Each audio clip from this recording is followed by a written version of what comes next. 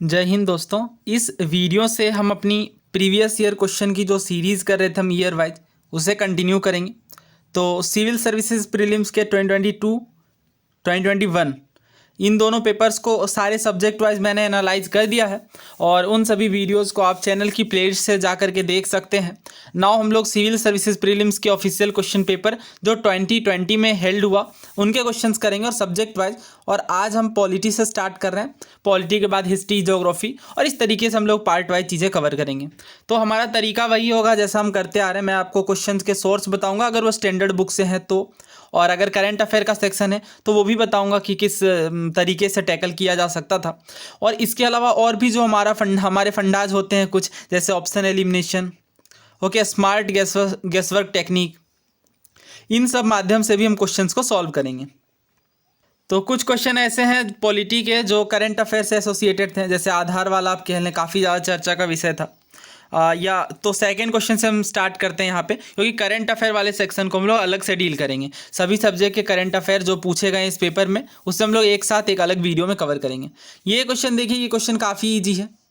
Rajya Sabha has equal power with Lok Sabha, और previous year question से inspired है। अगर आपने प्रीवियस ईयर क्वेश्चन अच्छे से किया तो काफ़ी आसानी से आप कर लेंगे, और बहुत बार पूछा गया है ऐसे क्वेश्चंस, तो मैं आपको उन क्वेश्चंस को भी दिखाता चलूँगा। ओके, तो इस वीडियो सीरीज़ की खास बात ये होगी कि अगर कोई क्वेश्चन आया और इससे रिलेटेड क्वेश्चन पास्ट में पूछा गया तो उन सभी क्वेश्चंस को हम कवर कर लेंगे, ताकि आपको एग्जैक्ट क्लैरिटी मिल जाए कि क्वेश्चन किस तरीके से रिपीट होते हैं। तो दोस्तों, ये हमारी लक्ष्मीकांत बुक है और अमेंडमेंट वाला चैप्टर है जो कि अभी हमने हाल ही में कवर किया। तो उस टाइम पे मैंने अमेंडमेंट से एसोसिएटेड सभी प्रीवियस ईयर क्वेश्चन करवा दिया है, और उस टाइम पे हमने देखा था कि काफ़ी सारे क्वेश्चन पूछे आते रहे हैं सिविल सर्विसेज के पेपर में अमेंडमेंट से संबंधित। तो इस तरीके से ये काफ़ी आसान सवाल हो जाता है, और इस पर हमने डिटेल में ऑलरेडी बात कर रखी है। तो अगर आप पॉलिटी सीरीज़ देखना चाहते हैं तो कॉमेंट बॉक्स और डिस्क्रिप्शन बॉक्स दोनों जगह पर मैं लिंक प्रोवाइड कर दूंगा, आप ज़रूर देखिए। और क्योंकि इससे काफ़ी सारे क्वेश्चन आए हैं, केवल अमेंडमेंट से ही 40 से 50 क्वेश्चन मैंने कवर किए हैं। तो उसी टाइम पे हमने बात की थी कि अमेंडमेंट का प्रोसीजर क्या है, जो कि आर्टिकल 368 के अंदर गिवन है, जिसमें लोकसभा और राज्यसभा को इक्वल पावर है, और किस तरीके से लाया जाता है, बिल प्रस्तुत किया जाता है, और उसके बाद कौन कौन से प्रोविजन होते हैं। इसमें सबसे इंपॉर्टेंट बात आपको ये ध्यान रखनी थी कि जॉइंट सीटिंग का प्रोविजन नहीं है। ये बात भी बहुत बार पूछी गई है। ओके, और प्रेसिडेंट को असेंट देना पड़ता है, ये क्वेश्चन तो सिविल सर्विसेज में ही पूछा गया। तो प्रीवियस ईयर क्वेश्चन का फायदा ही यही है कि इंपॉर्टेंट टॉपिक तो आपको जरूर पता चल जाते हैं। जैसे क्वेश्चन पूछा गया 2020 में अमेंडमेंट से संबंधित, तो 2022 में भी अमेंडमेंट से संबंधित सवाल आया। ओके, एग्जैक्ट क्वेश्चन रिपीट नहीं हुआ इस पर्टिकुलर क्वेश्चन में, बट काफ़ी सारे जो इसके पर्टिकुलर फैक्ट है या कोई टॉपिक है तो टॉपिक सिमिलर है। तो इस तरीके से आपको प्रिपेयर करना है कि जो इंपॉर्टेंट थीम्स निकल करके आ रही हैं प्रीवियस ईयर क्वेश्चन के माध्यम से, उन्हें बिल्कुल क्रिस्टल क्लियर रखना है। और इसमें आपकी हेल्प करेगा खुद प्रीवियस ईयर क्वेश्चन।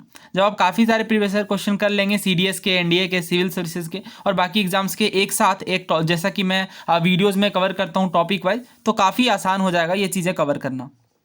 तो इसका आंसर क्या है? Obviously amending the constitution article 368 के तहत। और बाकी ऑप्शंस देख लेते हैं। क्या ऑल इंडिया सर्विसेज के मैटर में, तो इसमें राज्यसभा को ज़्यादा पावर है। ओके, ये सब चीज़ें हम कवर करेंगे। राज्यसभा को एक्सक्लूसिव पावर कौन सी है, लोकसभा की एक्सक्लूसिव पावर कौन सी है, बिकॉज ये क्वेश्चन भी काफ़ी बार पूछे जाते हैं। जैसे लोकसभा, हमें पता है कि लोकसभा को ज़्यादा पावर दी गई है राज्यसभा के मुकाबले जब बात आती है मनी बिल की। तो ओके, बिकॉज मनी बिल के केस में हमें पता है कि 14 डेज के अंदर राज्यसभा को रिटर्न करना पड़ता है। तो ये सब चीज़ें हम लोग कवर करेंगे अपने पार्लियामेंट वाले चैप्टर में। ओके, तो ये हमारा आंसर होगा यहाँ पे option B, amending the constitution. और अमेंडमेंट वाली वीडियो देख लीजिए, वहाँ पे अमेंडिंग द कॉन्स्टिट्यूशन से बहुत सारे क्वेश्चन पूछे गए हैं। अगला सवाल देखिए। तो 4th नंबर में हमारा अगला स्टैटिक क्वेश्चन है पॉलिटी का। पूछा जा रहा है कि फंडामेंटल राइट की कौन सी कैटेगरी में प्रोटेक्शन अगेंस्ट अनटचेबिलिटी डिस्क्रिमिनेशन के फॉर्म में देखने को मिलती है। तो अनटचेबिलिटी के अगेंस्ट में प्रोटेक्शन आर्टिकल 17 में हमें देखने को मिलती है हमारे फंडामेंटल राइट्स में। ओके, तो हमारे फंडामेंटल राइट्स में आर्टिकल 17, बारी बारी से ऑप्शंस देख लेते हैं।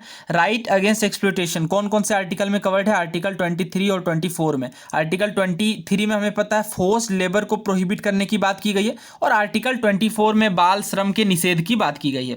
राइट टू फ्रीडम कौन से आर्टिकल के अंदर कवर्ड है? आर्टिकल 19 से लेकर 22 तक। और right to constitutional remedies article 32 है। ओके, जिसमें अगर फंडामेंटल राइट्स का वायलेशन होता है तो रिट जारी करने की शक्ति दी गई है हमारे सुप्रीम कोर्ट और हाई कोर्ट को। राइट टू इक्विलिटी, ये आर्टिकल ये हमारा फंडामेंटल राइट आर्टिकल 14 से 18 तक देखने को मिलेगा। तो 17 किस बीच में आ रहा है?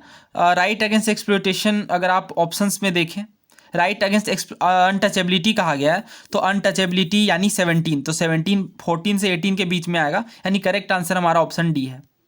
तो अगर बस आपको आर्टिकल्स पता है तो ऐसे क्वेश्चंस आप काफ़ी आसानी से कर सकते हैं, और ये कोई पहली बार नहीं पूछा गया इस पैटर्न का क्वेश्चन। दोस्तों जब हमने फंडामेंटल राइट्स के प्रीवियस ईयर क्वेश्चन को कवर किया था तो उस टाइम पे हमने इस क्वेश्चन पर बात की थी। ये क्वेश्चन देखिए सिविल सर्विसेज में 1995 में पूछा गया है, यानी पुराना क्वेश्चन है। क्वेश्चन में पूछा गया था कि prohibition of discrimination on grounds of religion etcetera, जो कि आर्टिकल 15 का पार्ट है, ये किस कैटेगरी में क्लासीफाइबल है। तो आर्टिकल 15 है, तो ऑफकोर्स ये हमें राइट टू इक्वलिटी के अंदर देखने को मिलेगा, बिकॉज राइट टू इक्वलिटी में आर्टिकल 14 से 18 के बीच बात की गई है। तो इस तरीके से अगर आपको आर्टिकल पता है तो बिल्कुल इसी पैटर्न का क्वेश्चन पूछ लिया गया, बस यहाँ पे आपको आर्टिकल 15 की जगह डिस्क्रिमिनेशन वाली बात पूछ ली गई। तो बस यही पैटर्न का क्वेश्चन है, यहाँ पे आप देख सकते हैं अनटचेबिलिटी के बारे में पूछा गया था, और यहाँ और उस पर्टिकुलर क्वेश्चन में आर्टिकल 15 के अंदर पूछ लिया गया। तो इस तरीके से अगर आप इन पैटर्न को समझ लेंगे, वैसे मैंने फंडामेंटल राइट्स पर काफ़ी डिटेल डिस्कशन की है, काफ़ी सारे इसके पार्ट्स हो गए हैं, बट हमने सबसे पहले पूरे कॉन्सेप्ट को समझा, फिर काफ़ी सारे previous year question, I think 100 से भी ज़्यादा क्वेश्चन फंडामेंटल राइट से पूछ लिए गए हैं। और मैंने आपको बताया भी है कि fundamental right, fundamental duties, DPSP और पार्लियामेंट, ये अगर आप 4 चैप्टर को मिला दें तो 50% से भी ज़्यादा वेटेज पॉलिटी के अंदर यही रखते हैं। तो इन चैप्टर्स को काफ़ी अच्छे से मैं कवर कर रहा हूँ, और अभी हम लोग 13 चैप्टर पर हैं, और धीरे धीरे करके हम सारे चैप्टर्स कवर कर लेंगे। तो बाकी यहाँ पे जितने फंडामेंटल राइट्स इन्हें मैं दोबारा एक्सप्लेन नहीं करूँगा, बिकॉज इस पर ऑलरेडी मैंने वीडियो तैयार कर रखी है। नेक्स्ट क्वेश्चन देखिए, पूछा जा रहा है separation of judiciary from the executive. तो अगेन ये भी DPSP का क्वेश्चन है। जब हमने DPSP पर बात की थी तो उस टाइम पे हमने काफ़ी डिटेल से इस पर्टिकुलर क्वेश्चन को डिस्कस किया, और इस पर हमने बात भी की कि किस तरीके से DPSP के आर्टिकल से क्वेश्चन पूछे जा रहे हैं। तो यहाँ पे आपको पैटर्न सेंस करना है। देखिए ये सवाल 2020 का है, और यहाँ पे आपसे पर्टिकुलर, तो ये हमारी DPSP है, इसका आर्टिकल 50 आप देख सकते हैं।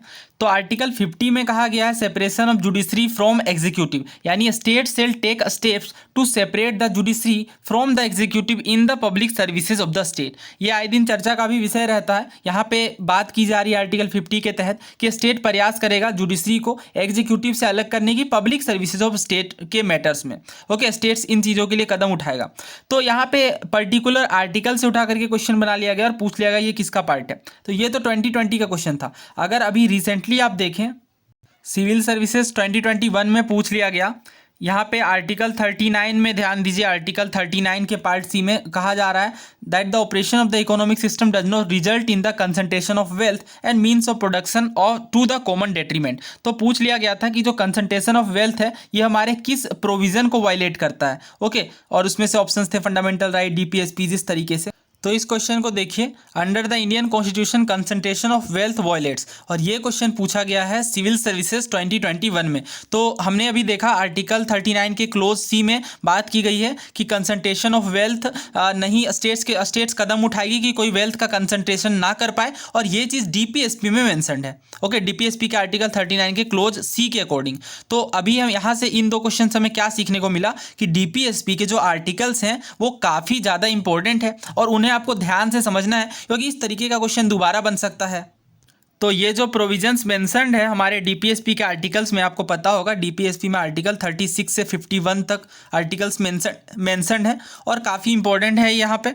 तो इन सब चीज़ों को आप बेयर कॉन्स्टिट्यूशन से ज़रूर रिवाइज करें टाइम टू टाइम, बिकॉज दोबारा भी ऐसे क्वेश्चन ज़रूर पूछे जा सकते हैं। अगला सवाल देखिए, पूछा जा रहा है कॉन्स्टिट्यूशनल गवर्नमेंट की डेफिनेशन क्या है। A government by legislature, popular government, multi party government या लिमिटेड गवर्नमेंट। तो ये आपको बताना है कि कॉन्स्टिट्यूशनल गवर्नमेंट की सही डेफिनेशन क्या है। दोस्तों वैसे ये सवाल तो काफ़ी आसान है, बट ये वर्बेटिम क्वेश्चन 2021 में भी रिपीट कर लिया गया। मतलब एक ही क्वेश्चन लगातार 2 कंसेक्यूटिव ईयर्स में रिपीट किया गया, और वो भी सिविल सर्विसेज के पेपर में। तो आप समझ गए होंगे कि क्यों कहा जाता है कि प्रीवियस ईयर क्वेश्चन काफ़ी ज़्यादा इंपॉर्टेंट। अगर बात करें सोर्स की, तो अगर आपको बेसिक आइडिया है तो काफ़ी आसानी से आप कर लेंगे। वैसे 11th क्लास की पॉलिटी का जो चैप्टर फर्स्ट है कॉन्स्टिट्यूशन वाई एंड हाउ, यानी क्यों और कैसे संविधान के विषय में बताया गया है। इसी में आप देख सकते हैं कि कॉन्स्टिट्यूशन के महत्व की बात की गई है कि कॉन्स्टिट्यूशन किस तरीके से कोऑर्डिनेशन और एश्योरेंस इंश्योर करता है।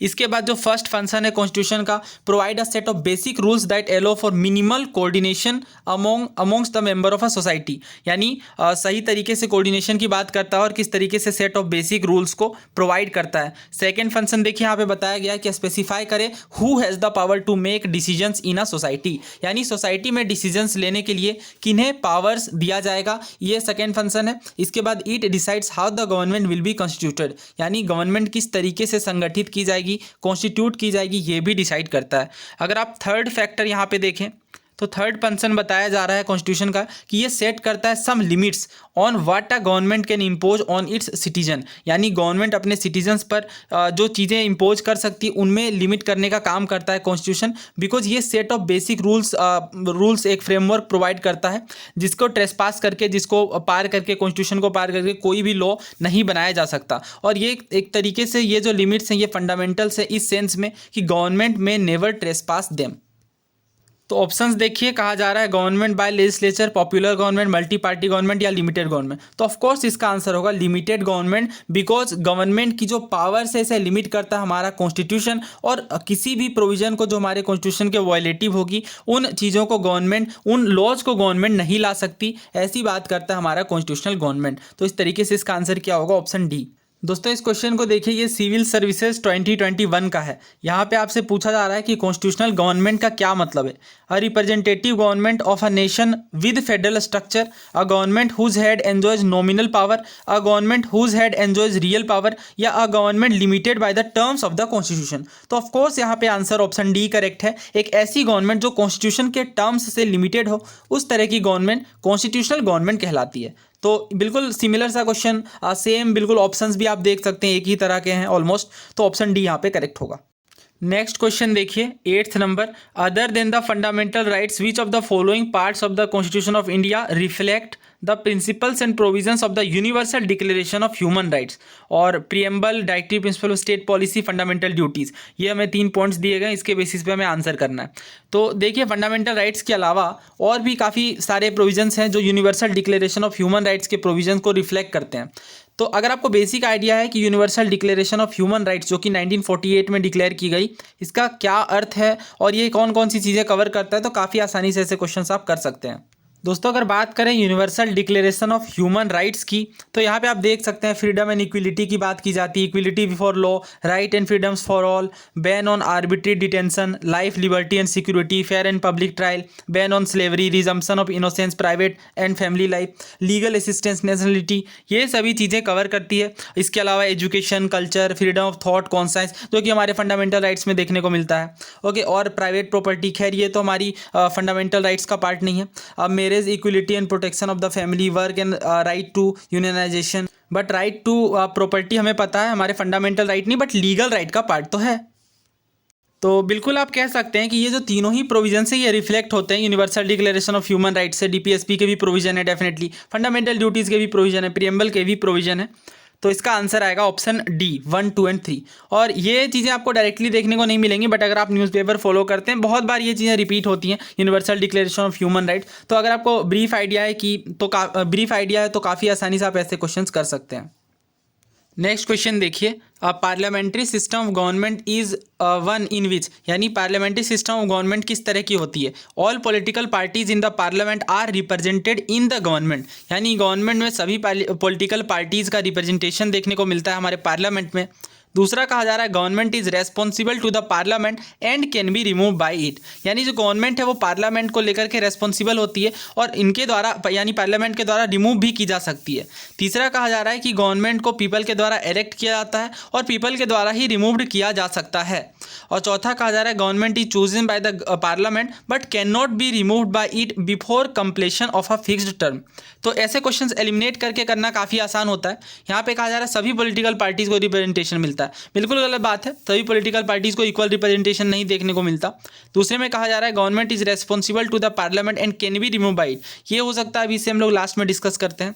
तीसरा कहा जा रहा है government is elected by the people and can be remove bye them, directly people के द्वारा रिमूव नहीं किया जा सकता, इसलिए सी ऑप्शन भी एलिमिनेट हो जाता है। चौथा कहा जा रहा है government is chosen by the parliament but can not be remove by it before completion of a fix term, ऐसी कोई फिक्स बुनियाद आपको नहीं देखने को मिलेगी कॉन्स्टिट्यूशन में। ओके, टर्म को लेकर के ये बाउंड नहीं होती है, तो डी भी गलत है। करेक्ट आंसर हमारा ऑप्शन बी बनता है, गवर्नमेंट जो है वो पार्लियामेंट को लेकर रेस्पॉन्सिबल होती है और हटाई जा सकती है। तो इन सभी चीज़ों पर हम पार्लियामेंट वाले चैप्टर में तो डिस्कस करेंगे ही, बट ये आपका होमवर्क है। अगर आपने 11th क्लास की जो चैप्टर 4 नहीं पढ़ी एग्जीक्यूटिव की पॉलिटिकल साइंस की बुक से, तो इसे आप ज़रूर पढ़िए। ये आपके फंडामेंटल्स काफ़ी क्लियर कर देगा। देखिए बहुत सारे लोग डायरेक्टली लक्ष्मीकांत से पढ़ाई स्टार्ट करते हैं। 11th वाली ये जो बुक है पॉलिटिकल साइंस की, ये काफ़ी अच्छी है, ये काफ़ी अच्छे से बेस तैयार कर देगी। उसके बाद आप स्टैंडर्ड बुक्स पे जंप कर सकते हैं। तो यहाँ पे देखिए बताया गया है कि एग्जीक्यूटिव क्या होती है, किस तरीके से फंक्शन करती है, डिफरेंट टाइप ऑफ एग्जीक्यूटिव क्या होती है। यहाँ पे देखिए काफ़ी अच्छे से चार्ट के माध्यम से समझाया गया है पार्लियामेंट्री, प्रेसिडेंशियल और सेमी प्रेसिडेंशियल सिस्टम के बारे में। तो यहीं पे आप देख सकते हैं कि जो हेड ऑफ द गवर्नमेंट होते हैं ये प्राइम मिनिस्टर होते हैं पार्लियामेंट्री सिस्टम के अंदर, ये लेजिस्लेचर को लेकर के अकाउंटेबल होते हैं। और यहाँ पे भी हेड 2 तरीके से देखने को मिल सकते हैं। तो इन सभी चीज़ों में डिटेल से डिस्कशन किया गया है। तो आपको पता होगा गवर्नमेंट मेजोरिटी के सपोर्ट से ही इलेक्ट होती है और इस तरीके से फंक्शन करती है। वैसे ये चीज़ें हम दोबारा भी डिस्कस करेंगे अपने पार्लियामेंट वाले चैप्टर में। तो इस वीडियो में इतना ही रखते हैं। आई होप आपको क्वेश्चंस में कंसेप्चुअल क्लैरिटी मिली होगी और प्रीवियस ईयर क्वेश्चन को और अच्छे से एनालाइज करने में हेल्प मिली होगी। आपने राय अथवा विचार कमेंट बॉक्स में लिख सकते हैं और इसी सीरीज़ को हम अगले वीडियोज़ में कंटिन्यू करेंगे। जो हमारे सारे सब्जेक्ट हैं जैसे पॉलिटी, हिस्ट्री, बारी बारी से सभी सब्जेक्ट्स को हम कवर करेंगे। धन्यवाद।